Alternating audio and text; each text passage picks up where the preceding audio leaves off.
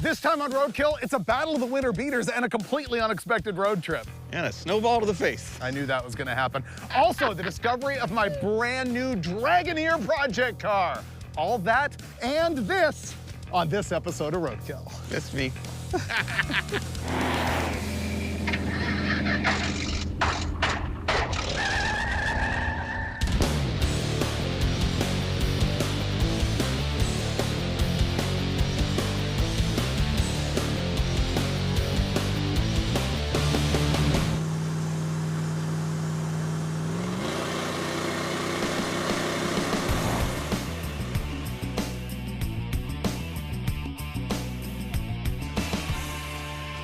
Back to freezing cold Roadkill. They should really make these trash bags with, like, grip on them. It's got style, though. Here we are for the very first Roadkill shoot of 2022. We're at the old Kaiser aluminum manufacturing plant up in Spokane, Washington.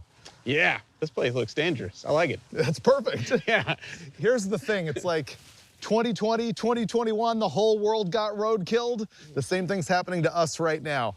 We intended to have like a big shootout of cars and stuff here, but what happened is like half our crew is sick with the COVID. Nobody can actually get on an airplane because the whole world is sick and they're canceling flights right and left. And so we're winging it. We got a couple cars over here we're gonna check out, and I guess we'll pick one and then we're gonna do a road trip to see my new project car. It's gonna be awesome. Yeah. I'm really stoked about this place. Let's look at this junk. I haven't seen these cars. Okay. Oh my. Welcome to your nightmare. Dude, Mike bought both of these things completely sight unseen. I've seen one snapshot, and I had no idea this thing was that ridiculous. I looked at a single photo. I did not call either of the sellers to find out anything about either car. I just said to the guy in charge, hey, can you buy these? Because these are awesome. So we know nothing. No, I don't even know if they run. So the deal is we need to hurry up and get to our next Roadkill shoot, which is in 3 days. And so we need to pick one of these cars that's gonna survive, make a road trip to Tacoma, and then hope we can get on a plane to go shoot our next thing. So we gotta pick the car that is gonna actually survive. Yeah, I don't know which one's gonna get us there. Is this a 4Runner? What is this? I'm pretty sure that's a Sequoia that somebody cut in half. Yeah, it has a completely vertical departure angle. Wow, that's pretty good. So this was an SUV. Yeah, V8, 4.7 liter. They're really reliable and... Oof, that's a lot of mud. The keys are in it because it's dinging at me. Oh, it has one mismatched tire. Hey, this has got a winch. Yep. So... Let's take the one that has the heater that works. that window's down. Does it go up? Ooh, it runs. Yeah. Sounds full race. Help It wants to help go. it. We It need wants this. to. It wants to. Not my fingers. Watch your finger. Okay. Okay, hey, look, we're... Whoa, why is it going back down? Hey, hey, no, quit it. No! It started going down on its own. This could be fun. As long as the window goes up or we tape over it. It's got the LED light bar, so you know it can go off-roading. Man, when I walked up on this thing, I didn't even know what it was, partially because the back of it has been hacked off. I didn't know if it was a truck or an SUV, and here's why. It is, in fact, a Toyota Sequoia.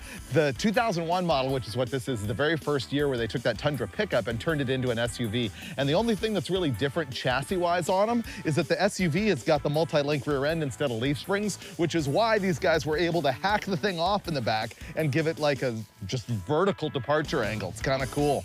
The engine in this thing, Mike was showing it to me, it's a 4.7 I-Force V8. That's Toyota's 2UZ-FE engine, the 4.7 liter version. It is a dual overhead cam, 4-valve per cylinder engine. It's about 284 or 5 cubic inches. It makes 240 horsepower and 315 pound-feet of torque. It's probably good enough for us. It's supposed to be 4-wheel drive. I can't wait to drive it. So far, this is more impressive to me than what I thought based on what I remembered from seeing the photo 2 months ago. Let's look at the... Jetta or whatever? Yeah. VW? I bought this just because of the tires and the roof rack. I'd never seen a Jetta like this. These cars are pre-roadkill, that's for sure. Yeah. This has got like a really super sketchy battery on-off switch hanging in the door. Look at that. The interior is pretty trashed. This is a stick, that has value. Oh, this window's down too. That's another demerit. It's got massive mud flaps in the back. It does say Jetta TDI. Turbo diesel. Yep.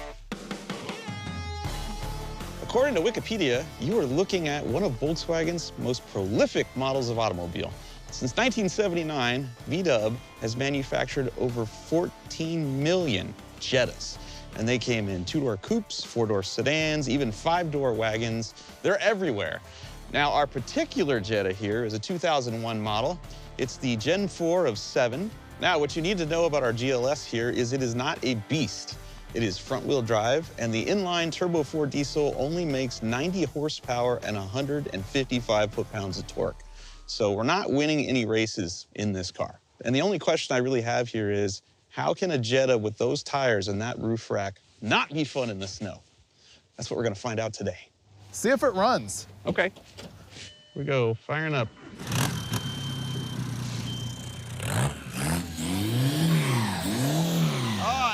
Okay, that's a plus.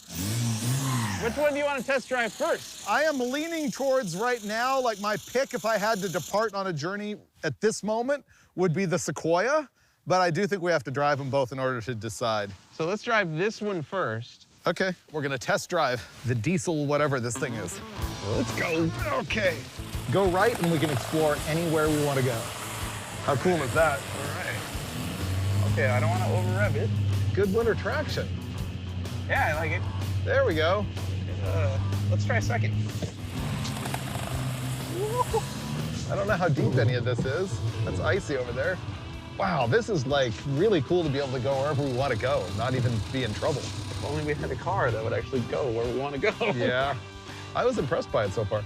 Oh, dude, my seat heater is working. Sure you didn't just fart? I may have loaded my shorts.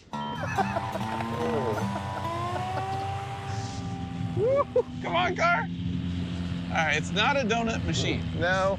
Ooh, drive underneath the big thing that looks like a Tonka toy I had when I was a kid. All right. Oh, this is gonna make me unreasonably happy. Oh, that was cool. Where's the bucket? I don't know why, but I really liked it. All your childhood dreams coming true. I had that Tonka when I was a kid. Played in the mud outside my room. It was great. Ooh, we're allowed to go inside buildings too, by the way. Can we? Yeah. This place is awesome. Everything is awesome. I do want more horsepowers, though, I gotta admit. I love snow. I mean, I don't want to live in it forever, but I like visiting it. Yeah, it's good for road killing. Wow, this place is derelict. I like it because it feels a little dangerous. Yeah. But because it's snow, it's a happy kind of danger. Oh, by the way, there's still active trains here. Oh, yeah. Okay then. Yeah. Oh! I'm not kidding. Oh, yeah. Where's reverse? That's not reverse. Okay. I'm not kidding about active trains. Oh, I believe you. We're stuck. We might need that Sequoia sooner rather than later. Yeah. Oh, you can do it. Oh, we're stuck. We're stuck. Okay. On the railroad tracks. I'll be getting out. Hey now. Oh, you're buried. Yeah, you're stuck bad. Yeah, I did that. Yeah, that was wrong. Whoops. Let me just go get that SUV with the winch. This is an actual active railroad, and I guess they're not coming today, so that's all good. So the crew drove the Sequoia over here, which I'm now going to use to extract Finnegan from the railroad tracks with the VW. I don't know how to work this winch. There's no controller, so I'm just gonna hook it up, lock the winch, and pull him. This will be my first time driving the Sequoia. Oh, we're moving. Oh, almost. Go ahead. Oh, I'm gonna need a back massage now. Okay, Mike, we got the remote control of the winch actually working now, so I'm gonna try and just tug on you. Are you ready? It's not gonna be a jerk. I'm gonna try and winch you. 10-4, I'll leave it in neutral. Here we go. Oh, it's working. It's working.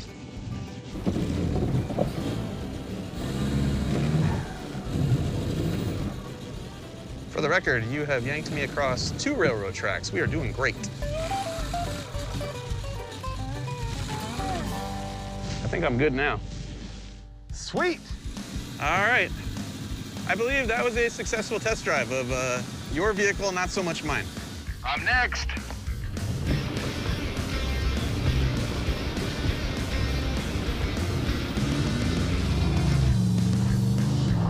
Woohoo! Having lots and lots of fun. Ooh, I'm gonna drive through my Tonka toy thing. Ah, fun.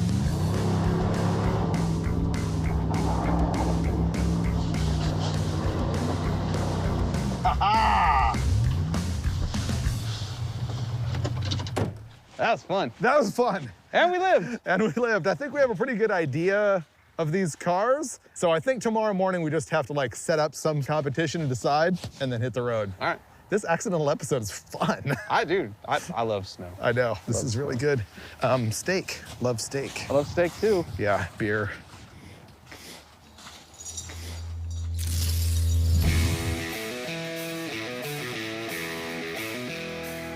Good morning and welcome for another day of action. Mike, far be it from me to actually do a safety inspection before we drive a vehicle, but I couldn't help but notice that somebody drove the wheel off that side of it.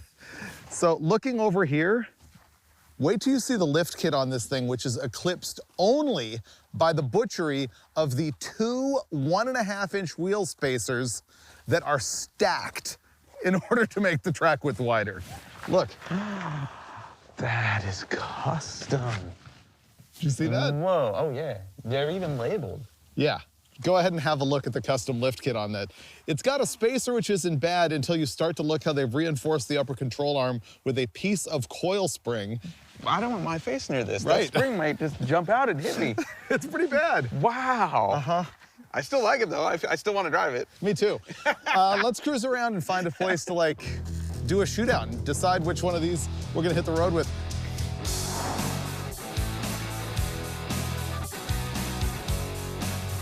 Ready? Engage. Do you have the four-wheel drive button pushed? Oh, do you need that? Yeah. Really? It's electronic. Oh. All of a sudden it says four-wheel drive. Yeah.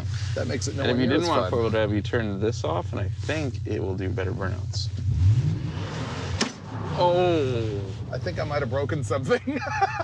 Oh. I don't know what that was. Wow. That was loud. I think we're in two-wheel drive now. Two-wheel drive high. Yeah, that's officially two-wheel drive. Okay, you figured out how to make the four-wheel drive work. That's good. Sweet. Wow, this is cool.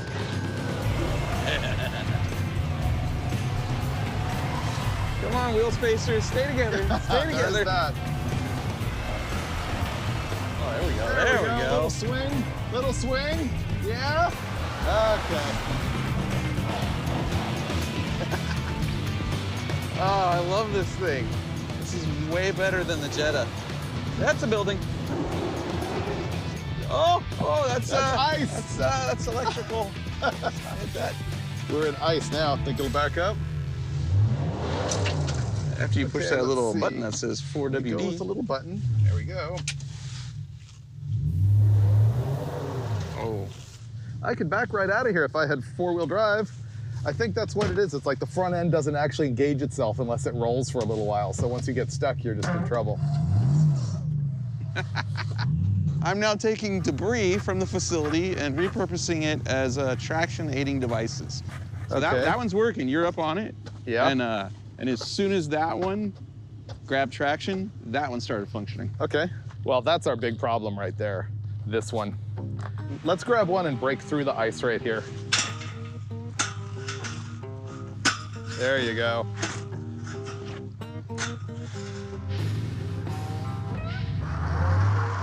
See, the problem is this truck claims to be four-wheel drive, but it's actually one-wheel drive. It has an open differential in the transfer case and open differentials in both axles, so all the power goes to the one tire with the least traction.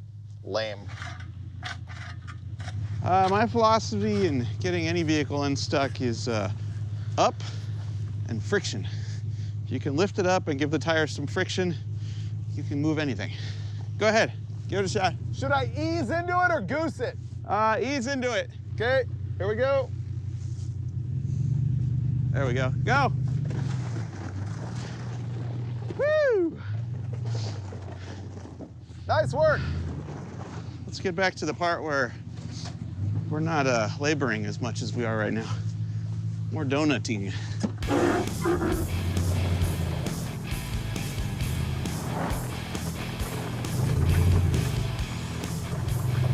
This is one of my favorite buildings. This is the ice rink in here.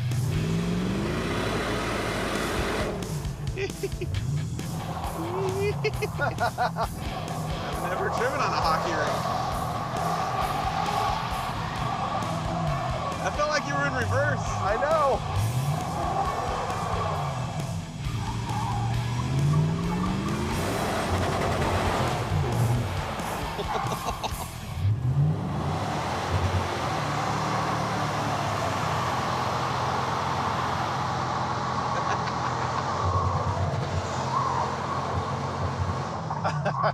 Okay, let's get out of here. That was fun though. Bye-bye. Yeah, see, this is more fun. More speed, more throwing stuff around. The guy told me where I can run a drag race inside a building over here. He said his Crown Vic will go 90 miles an hour safely and get stopped inside the building. No way. Yeah, In a building. that's what he says. I'm in. Let's go. I think I know where it is. Let's find that. I don't know if we can do side-by-side drags, but maybe we can time each other or something. Neither one of them are going 90. That's what I know. No. I think it's up here. I think I found it. Right there. Oh, this is so sketch. Yep. I love it. It's not icy, though. I feel safe. It's narrower down there. I feel like we should be coming this way.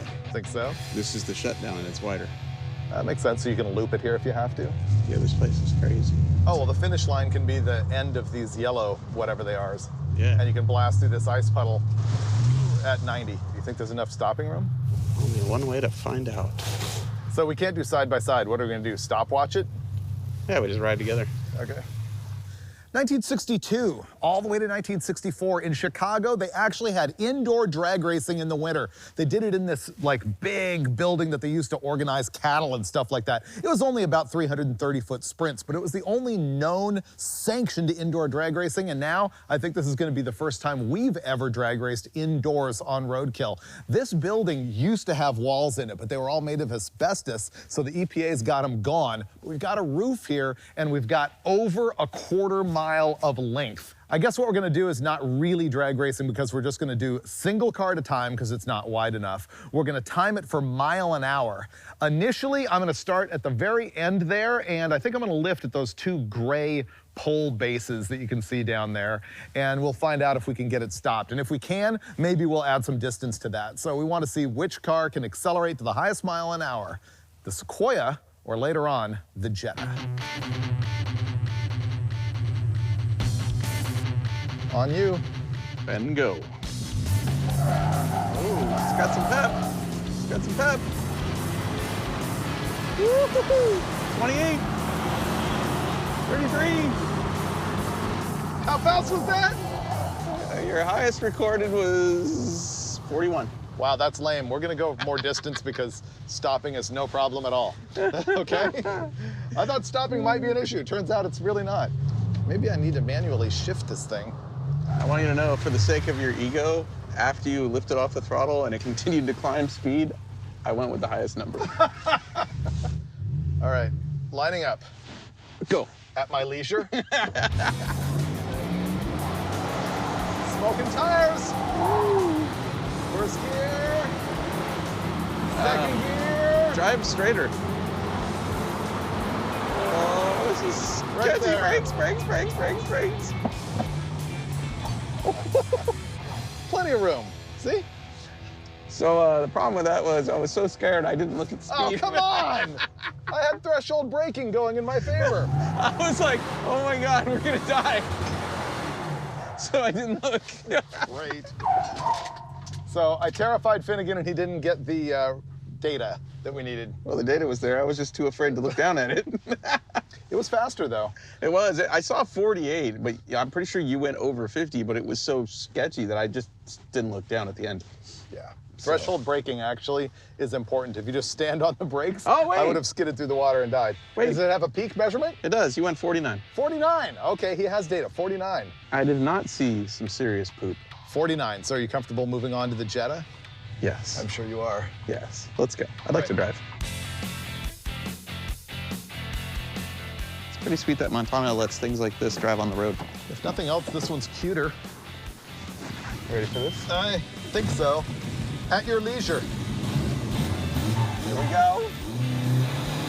Oh, it's frying the tires, dude. Oh, it felt like it. Oh, this is sporty. Phew! Blowing smoke.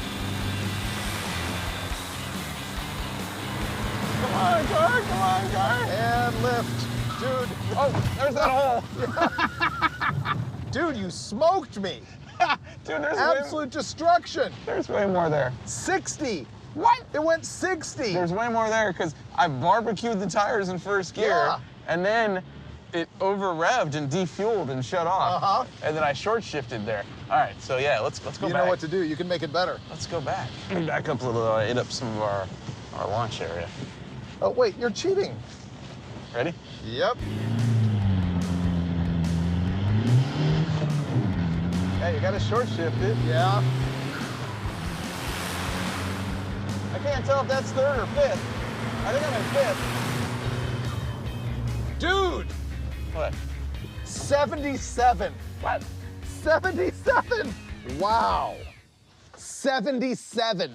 I'm astounded. That was big. Wow. This thing's actually fast. Whatever somebody did to hop this up actually worked. We've established that this thing is way faster than the, whatever it's called, Sequoia. What would you expect from a vehicle named for a massive tree? Trees aren't that fast. Well, this one's named after the wind. Jetta.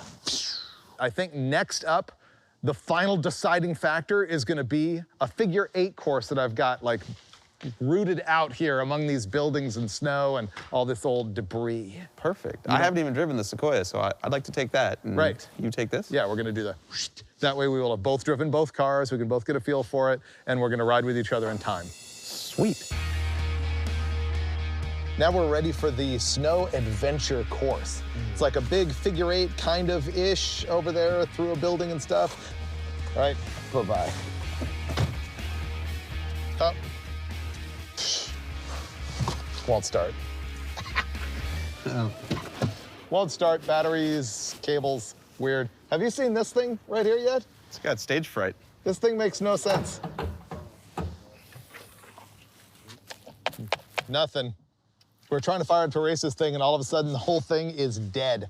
The wiring on this car is hinky. It had a whole big battery on-off switch in here. Mike just eliminated that, and now he's fixing a terminal on the battery so that we can have power and actually race the thing. But it's taking time and burning daylight. On. Okay, fixed. The battery terminal was so corroded, it did not want to conduct electricity. I just scratched it up with a knife and tightened it back down. Ready for this next level of funness? Indeed I am. All right, so I'll time you at the pole here. Okay, ready? Go for it. And start. Go Freiburger. Okay, here comes the death. Oh. This is ice, though. Oh, that's a rock, that's a rock. Okay, I good. stood on the throttle and it pulled through. Front wheel drive for the win. There we go. Yeah, it's a delicate dance. You Yeah, it over rev it and it's gonna defuel. I see that. If you under rev it, it's not gonna go anywhere. Oh! Oh! So now I'm gonna turn. Oh, that's the fun part there. Wow, nice turn. That was the good part. Nice execution. Ah, front gear, come on. There we go.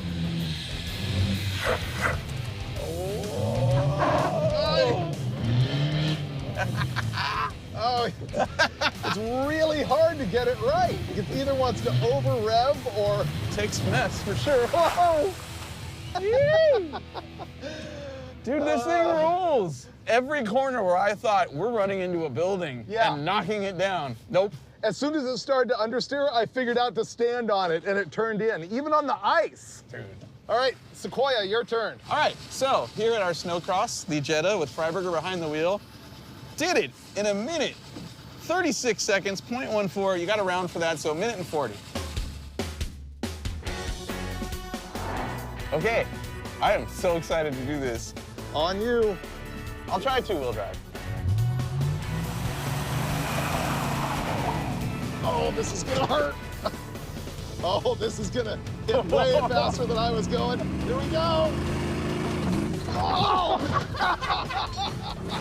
Woo! You almost cleared the tabletop. Okay, that's concrete. That is concrete?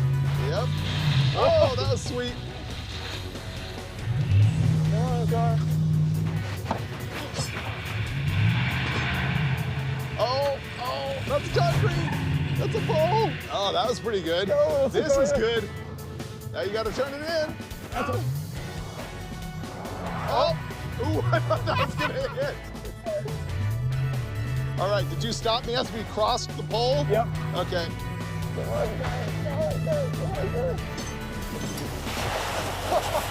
Dude, 132.78. Yeah! You beat me on the very first attempt. Two-wheel drive. Oh, that is key. So Mike beat me on his very first lap, 132.78. The thing is, with the automatic and not having to worry about the whole weird RPM fuel shutoff thing, you can just flat foot it. Or I'm really good at this. Nah, we gotta go again because you're so good at it. I think you're gonna pick it up now though. Ready? Oh. Here comes the tabletop. Oh. Yeah, this is where you're making up all the time. There you go, whip it, whip it, whip it, whip it. Oh, you're way ahead this time. Okay, swoop it around. Oh. Don't knock the building down. Oh, sweet. Oh, yeah, you're doing good. Oh! Oh! You might be wedged sideways in the building. Oh! There we go. You might still win. Oh! Okay, that time you only matched my time, 136.24. Wait, we tied after I crashed? Yes. Nice. Do it again. I'm waiting for you to break a wheel off. Oh, this is gonna hurt. Ready? Oh! Oh! Woo!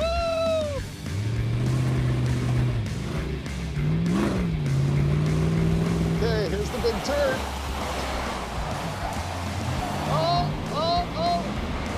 Nice. Any day you don't knock a building down, you're good.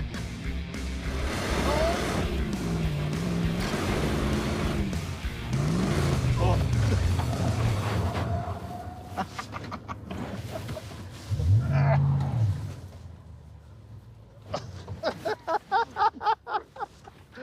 Oh man, that last one was the fastest one. He went 125, way faster than the Jetta. I really like this. That was cool. Okay, I gotta tell you, as soon as we arrived, I'm like, there's no way we're taking that Sequoia. I'm down with the Jetta. Once we drove the Jetta and this thing around, I'm like, I'm completely down with the Jetta. Once we drag raced, I was down with the Jetta, and now it's more up in the air for me. My big problem is honestly the wheel spacers on this thing are a hazard on the highway. I agree. We did just stress test them. Well, you just said we stress tested it. If the wheel a was lot. gonna fall off, I ran into a house. The wheel was gonna fall off right there, and it didn't. It's awesome. Okay, you know what? It's dark. We're leaving in the morning. Let's sleep on it. But let's go for some donuts because it's so much fun. And by the way, this hasn't happened yet. Oh, and I missed. All right, I'm gonna be faster than that. And we're off. We'll whip it good. Yee-haw!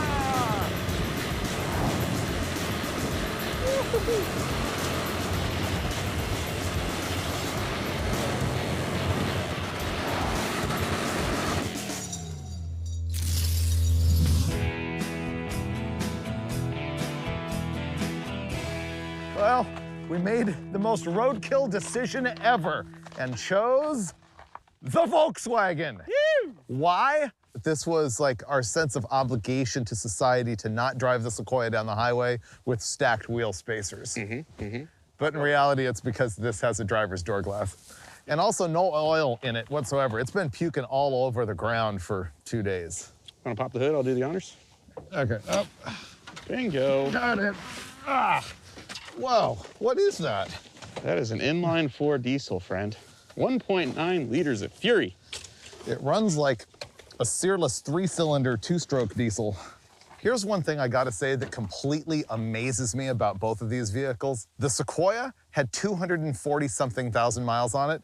The Volkswagen has 341,000 miles or so, or 347. And we're still beating on it. And I bet you it's never been rebuilt.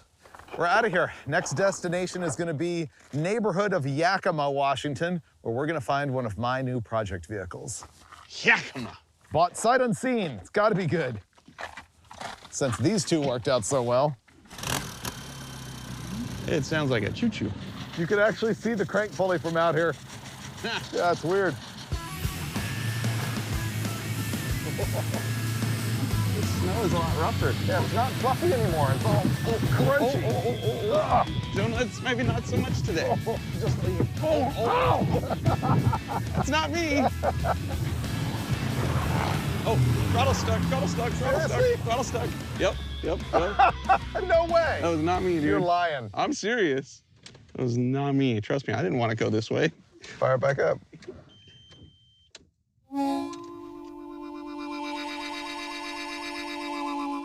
My foot was off the throttle and it was wide open. Let me jiggle the battery cable just in Okay, case. sure.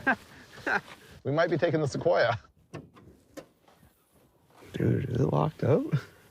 I was leaving the property and the turn was coming up. I meant to go that way. When I lifted off the gas, the throttle was just stuck wide open and now it doesn't want to crank. Oh, dude, look at it. See, it pushed fuel all through the crankcase. Look how it's pouring oil out of the oil fill.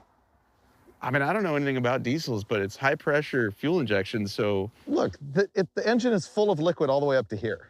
What if we put too much oil in, dude? We? You said dump the whole thing, so I did. We're a team. It's roadkill. It has 351,000 miles on it, and we kill it in 1 minute by overfilling it with oil? I don't know how that works. I mean. That's a diesel. It's a diesel engine. Oh no, it's only down to there, but it's dripping off. Yeah, like that's not like oil right. dripping off. That's, okay, Yeah. It's dead, but maybe we It's weren't not the the ones that oil. killed it. Yeah. Yeah, it drips off. It's fuel. We are not the idiots you thought we were today. It's dripping out of the intercooler. Oh, that's not good. Try and fire it up again. Oh, wait.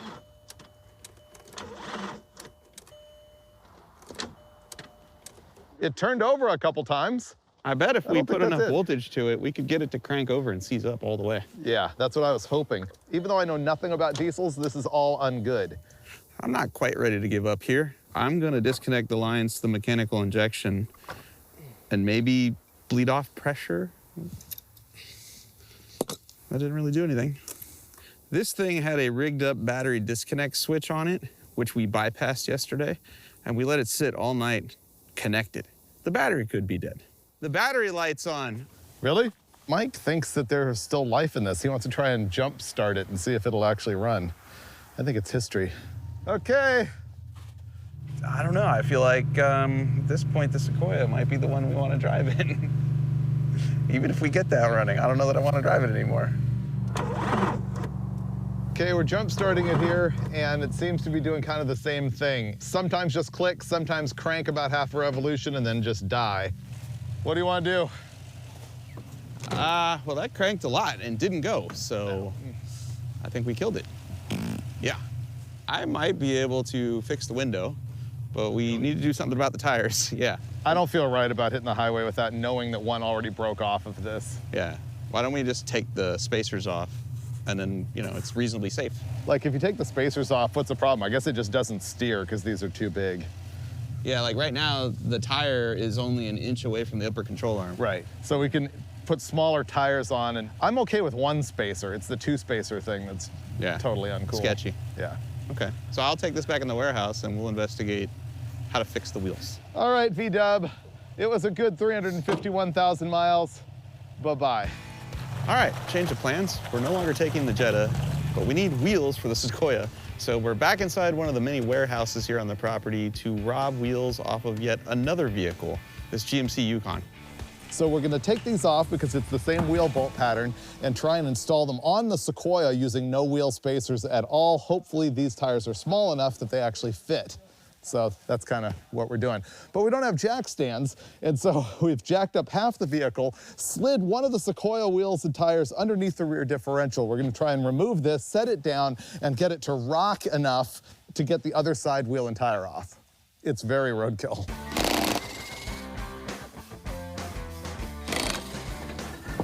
All right, so this one does have one spacer on there. I think this works. All right, GMC wheels on a Toyota Sequoia. It doesn't look cool, but safety never did. So here's our double spacer arrangement, and this is why you don't want to do this, right? All the load of the wheel is on these wheel studs, okay? This doesn't index into anything. These studs are carrying everything, and they're prone to breaking. And if these break, then the wheel falls off. When you take this off, there's an index ring in here, and normally the wheel, all the load is transferred to the ring. That's part of this big steel hub, not these wheel studs.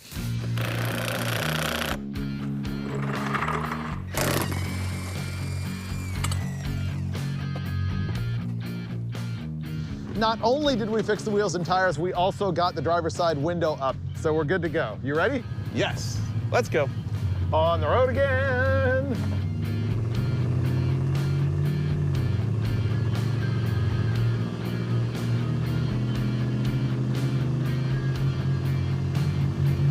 This may very well be the most luxurious vehicle in the history of roadkill. Once you look past the dirt and filth, and you find just a Toyota. You find cruise control functions, you know, seat heater. Windows are intact. There's a seat heater. Yeah. This feels like we're driving to Alaska again. Are we driving to Alaska again? Where are you taking us? Yakima.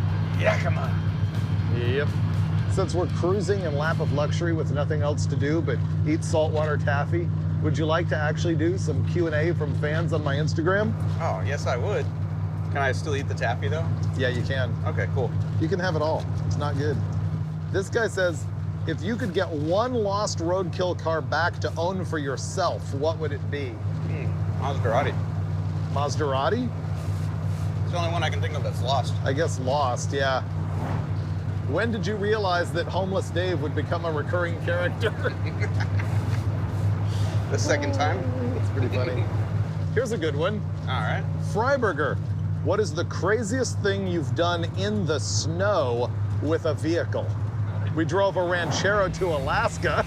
Well, that was crazy because we just, like, you know, we drove on the Alcan Highway, which was completely snowed. Yeah. And we were just doing 50 to 70 miles an hour like it was no big deal. The whole time. Maybe we should build some specific snow vehicle. This guy says, I'm about to clean my engine compartment. Any product you recommend? I really like the Castrol Super Clean, but do not get it on aluminum that you don't want to have etched, and don't leave it on glossy paint, but it does remove grease really well. I was just thinking I haven't cleaned anything in so long, I wouldn't even be able to give you a recommendation of what to use. Okay.